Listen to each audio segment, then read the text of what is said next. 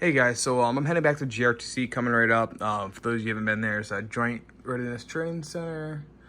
Hell on earth, you've been there, I'm sorry, I feel you. If you haven't, good for you. So one of the military things where they send us to for a month, it's not really fun. You spend like between 9 to 14 days inside the box. The box is the big training event where you're fighting like Op 4 and yada yada. Anyway, heading back there, second rotation in, sucks like hell. Oh well. But my unit was cool enough to authorize us while in the box, after getting approval, bump helmets.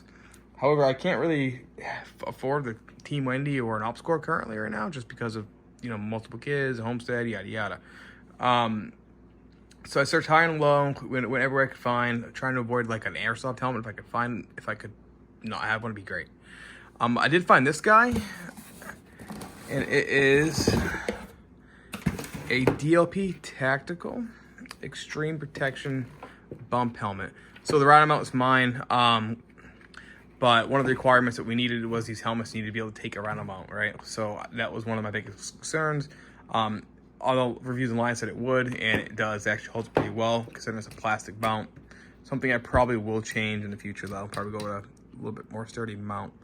I took liberty to add on the Velcro pieces up here and on the sides, these guys, and inside here. Put the pads in. One thing I did notice was really weird, that some of these pads say FMA on it, which I think is like a different country's version of a Ops Corps helmet. So I'm not sure what correlates between the two. Oh well. Anyway, so another thing I needed to be able to do is take arc rails, right? So here we are, arc rails. This seems to be pretty tight. I'm gonna get a light for it coming up, and I'll be getting a helmet cover. So it's pretty exciting. My first bump helmet. So like I said, it's kind of exciting, for me. It's one thing I thought was kind of cool, unlike most of the helmets I saw online, was it does have some bump protection safety ratings, and you can go on the DLP Tactical website and they'll actually explain which ones they are. I will try to put a link in the description when I'm done. That way you have something to go off of. So I spent, like I said, $148 on it. Once again, needed to meet some standards. I needed to be able to take a round mount, and helmet cover was kind of the two big things. Arc rail is a big plus. So this video is going to be like a multi-part video where I'm not going to just upload the unboxing of this. I'm actually going to take time and we're going to go through the box. Obviously I can't bring the phone in the box, but I will give you my afterthoughts when it's done, how it held up.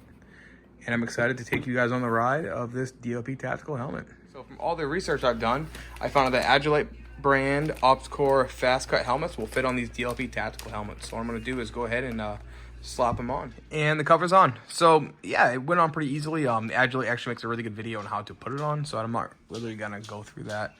I'll let the professionals be the professionals on this. But this is what it looks like with it on. It's not as big as I like it to be, but it's not horrible. It will do what I need it to do. All right, it's not bad. And I got the little extra piece here for your weight. Once again, Agilite makes a great video on how to put this on. So like I said, I'm not gonna go ahead and beat a dead horse with it. But here it is, guys. Helmet cover on. Ta-da.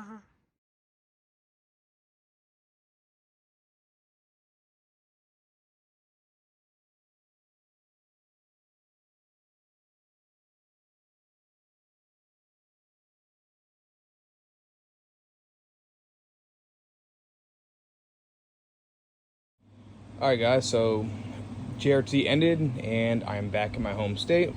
So I'm going to give you the rundown how I felt about this helmet the whole time. So right out the gate, I'm going to say I did change out the helmet pads to like a FMA Tactical, and they're kind of off-brand pads to the top. I didn't really care about the Velcro in here, just kind of rocked what I had. I think I maybe added 1 or 2 spots to keep it in there better. I did that so I would sit a little bit lower on my head, just a little bit more comfortable. As you can tell by this of the helmet, it was definitely been worn. I wore this helmet for 26 consecutive days, but it was 16 of those 20 out of those 26 days where I wore almost all day every day, and some at night being the environment GRTC is kind of a requirement. So out of the gate, I would say it was light. It was definitely better than my conventional, obviously ACH. I felt this helmet to be really comfortable for what it was. this was really great, the little tension knob here. I did wish it would go a little bit tighter, but that's my bad. I ordered probably a little too big, not a big deal. Once again, seating deeper in the helmet really solved the issue. The mount helped pretty well. I had no issues with that. I was worried about it because it felt a little wiggly when I first got it, but it held my nods really well.